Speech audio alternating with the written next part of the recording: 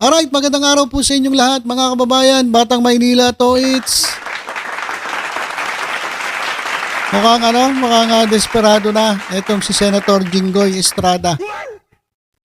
Ito kasi mga kababayan, kung mapapansin ninyo, meron po ditong dalawang picture ng bata. Ayan po. Galing po ito sa sa yearbook. So kung 12 years old na to, siguro ilang years na to. Tagal na to. Biruin mo, hinalungkat talaga ni Jinggoy Estrada para lang meron siyang palusot. Ha? Kasi mga kababayan, pinapalabas ni Jinggoy Estrada, etong si Representative Terry Ridon at etong si Bryce Hernandez ay close. Bakit close? Kasi magkaano pala to? Batch nung sila pa ay 12 years old. So kung 12 years old, halimbawa ilang taon na to si Representative Ridon. O sabihin na nating mga sabihin mo mga 40, mga ganon. O, sabihin na lang natin 40. So ilan yun? 40, 12 years old. So 28 years ago, yung ginagamit ni Jinggoy Estrada na palusot. Parang sinasabi niya, kaya nyo naman pala pinoprotektahan si Bryce Hernandez kasi kabatch mo nung kayo'y 12 years old eh. Grabe naman. Ganito na ba ka-desperado ito si Jinggoy Estrada? Pero mo naisip mo pa yun? Ako nga mga kababayan, sa totoo lang, yung 12 years old ako, hindi ko nakilala eh. Kilala yung mga classmate ko dati. Nakalimutan ko na. Pero ito si Jinggoy Estrada ginagamit yung pagiging batchmates ni Ridon at ni Hernandez nung sila ay 12 years old. Sabi tuloy ni Ridon, mukhang guilty. Di safe yung ating pong Senator Jinggoy. Sabi niya mukhang guilty, hindi safe yung ating pong Senator Jinggoy Estrada kaya umaabot na po sa ganitong tactics. Sa naman po tayo nakakita ng mga 12 years old boys yearbook, yung pong ginagamit niya po na ebidensya para mag-link po ng mga personalidad. So medyo katawa-tawa po yun, Senator Jinggoy. Nakakatawa talaga. Sobrang desperado. Ano ba yan? Gamitin mo yung picture, yearbook ng 12 years old para ma-establish mo yung link ni Ridon dito kay Hernandez. Anak ng pating naman yan. Ganito na ba talaga katindi?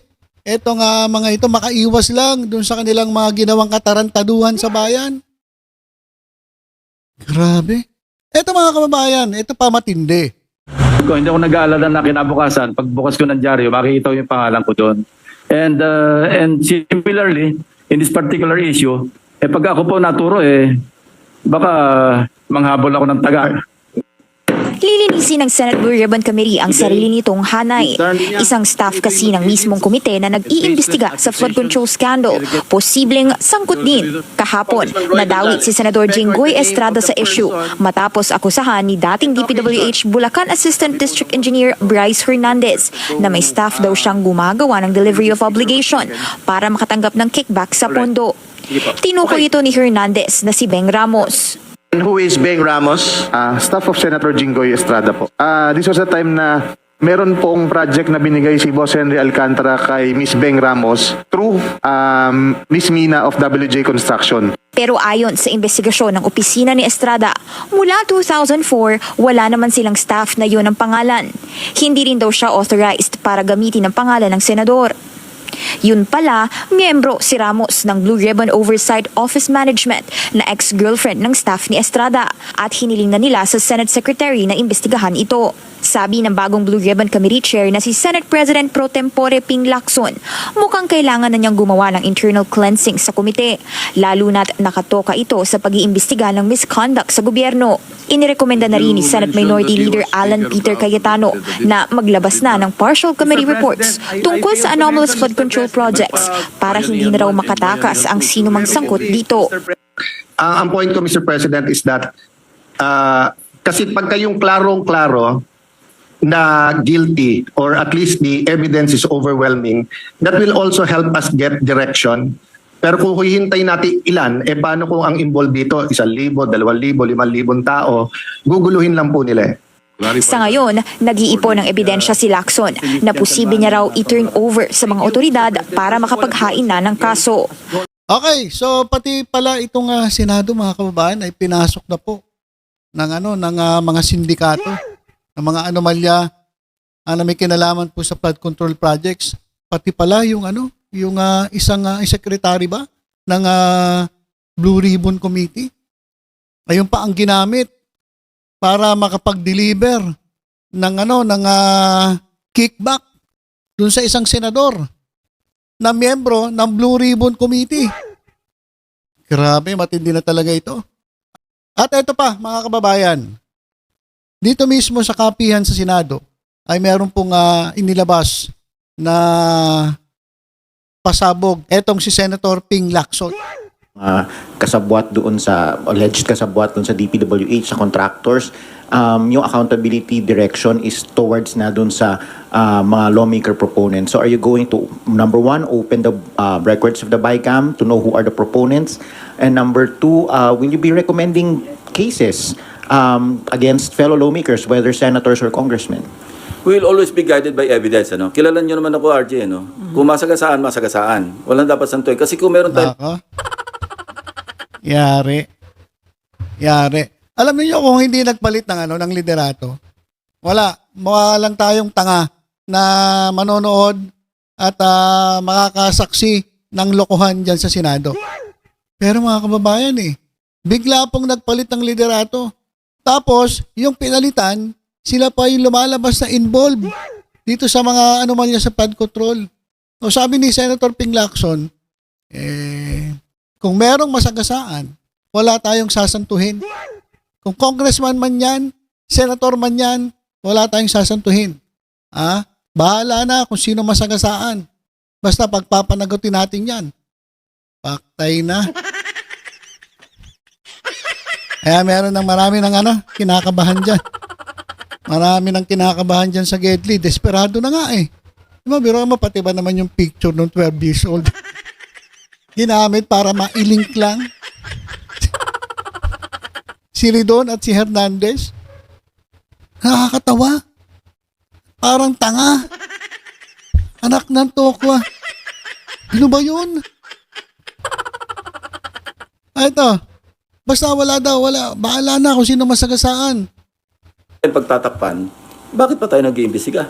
Tama. Bakit pa tayo? Although, in aid of legislation, pero meron kaming i-share namin sa executive branch, whatever pieces of evidence na mag-gather para magamit, ma-put into good use. And again, yung pupulso namin yung sa WJ, yung lumabas sa pagdinig na allegation ni Bryce Hernandez na di umano, yung WJ magdadala o magdi-deliver ng obligasyon. Pag sinabing obligasyon, ito na nga yung lagay, di ba? So pupulso namin yon, and as we speak, meron kaming video footage ng CCTV footage na dumalaw dito talaga yung WJ. Ang pangalan niya Mina, Ipapatawag namin yon. Kasi tatanungin namin, although may idea kami kung saan siya nagpunta rito, kaninong opisina ang dinalaw niya, pero ipapatawag namin para malaman natin kung kanino siya nagpunta. Nako. Talaga nanginginig na siguro. Sa sobrang kaba. Meron palang hawak na CCTV footage. Etong sila Senator Ping Lacson. Doon po sa WJ, sa construction company, na nagbibigay, yung binanggit ni Bryce Hernandez na nagbibigay ng kickback, SOP. O doon sa isang senador, o dyan sa Senado. So ano yun? Mismo doon diniliver sa Senate? Wow. Ganun ba yun? Ba't nagpunta ron? Baka may meeting lang naman. Kaya talaga samahan niyo mag-isip. Baka nag-meeting lang. Hindi naman siguro doon inabot yung milyon-milyon. Baka nag-meeting lang. Pero may hawak sila. Alam na nila Senator Ping Lacson kung sino yung pinuntahan. Pero mas maganda tanongin daw yung babae. Babae yung pangalan kung anong ginawa niya dyan sa Senado at kung sino yung kinausap niya. Inong office at sino yung kinausap niya para maliwanag whether or not staff ng Blue Ribbon yung pinuntahan o legislator yung pinuntahan, edi magpaliwanag yung kapwa senador kung siya ay napuntahan. Oh. Bakit nagpunta rito yung WJ? And kung idudugtong mo, lawyers call this circumstantial evidence, di ba? Na although kung standalone, wala ka makukonclude. Pero kung may alegasyon na merong mambabatas o merong staff ng Blue Ribbon, staff ng Senado, na sinasabing i-deliver yung obligasyon. Pagkatapos napunta pa rito, August 19 yung petsa nung ng pagdalaw. This year, sir. And we found out also, this year, 2025, recently lang. And we also discovered, kasi pinatingnan ko agad, kasi binanggit ni Bryce Hernandez, exact amount, nagbagsak di umano, and I'm saying this is just an allegation, di umano ni Senator Estrada sa Bulacan, doon sa first district man kung saan. So pinacheck ko agad sa General Appropriations Act kung meron bang insertion na nagkakahalaga ng 355 million pesos na intended para sa Bulacan. And we found one. Meron talaga insertion Nako. na wala sa House version pero lumabas ito doon sa Senate. after BICAM. So maliwanag na either sa Senate version or sa BICAM yun na insert. Now, we would like to find out, kasi alam nyo naman yung kalakaran sa budget deliberation dito. Hindi mo pwedeng matukoy. Ito nga yung lagi kong pinaglalaban na identify natin kung sino yung proponents ng mga amendments. Kasi kung walang record yon, paano matutukoy kung sino yung legislator, congressman man o senador na nag-insert o nag-amend? Walang record eh. Ang record lang dito is a piece of paper, whether toilet paper or yellow pad or yung stationery, minsan doon lang sinusulat. Ang may hawak nito, yung chairperson ng Finance Committee or yung Appropriations Committee chairman. Now, kung merong confirm na merong 355 million pesos na talagang nai-allocate para sa Bulacan. And we went further, meron ng 5 projects identified na na-award na, no? Out of the 355 million. Now, my team or my teams are checking kung ano yung status ng mga at least 5 projects na yon. Nako. Iniimbestigahan na talaga. So, mukhang mauuna ata etong si Jinggoy Estrada. Pinaiimbestigahan na pala ni Senator Lacson eh. Sa staff niya, yung mga proyekto na galing po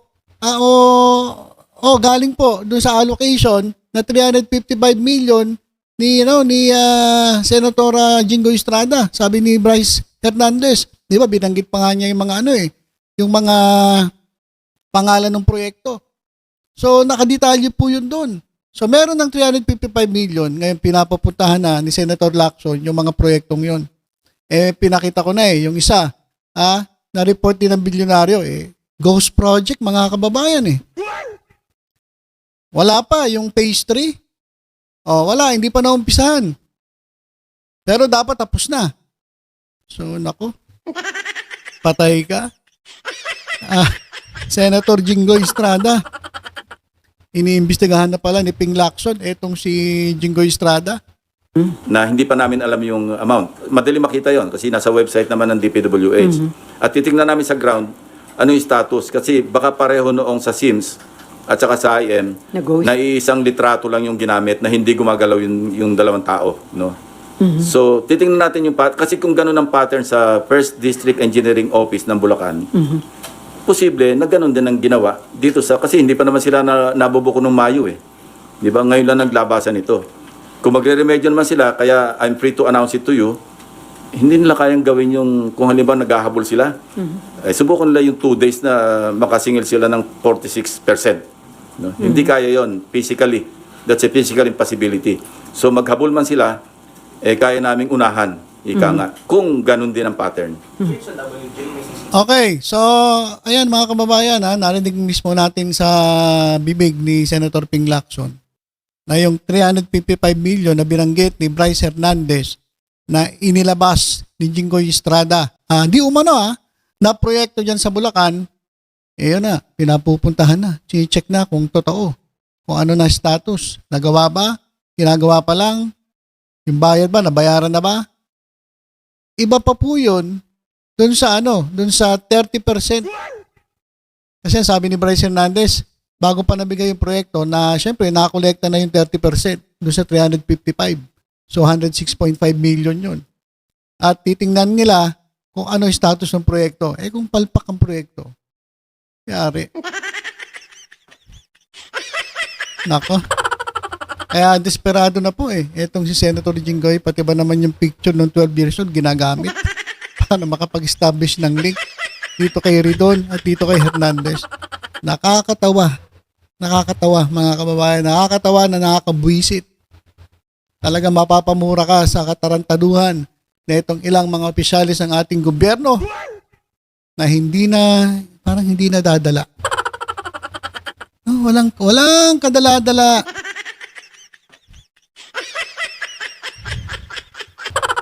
So ito naman po ay under investigation pa lang.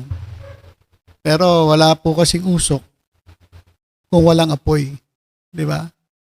At sabi nga ni Ridon, mukhang guilty. Kasi pati ba naman yung grabe, nakakatawa naman yun.